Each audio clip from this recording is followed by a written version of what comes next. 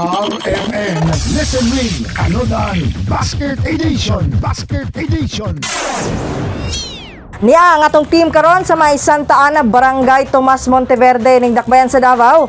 Kay usa ka tagbalay ang atong naabtan karon nga naminaw sa DXDC mga kasama. Tapad gay nato iyang radyo karon ilailahon nato kinsa kaha ni ang atong suking tigpaminaw nga mudawat sa atong usa ka basket nga puno sa mga ingredients. Pangalan nato nay? Estrella Bainosa. Nay, mangutan na lang kay tigpaminaw manggid ka.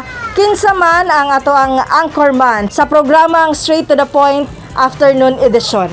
Si Bernard Pantalion.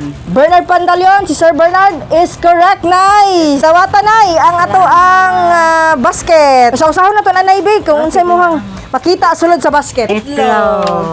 Okay, Talong. Kamatis. Og mantika. Og ahos, bulan. Bulan. Daghang salamat sa DXDC. Salamat, Nanay Estrella.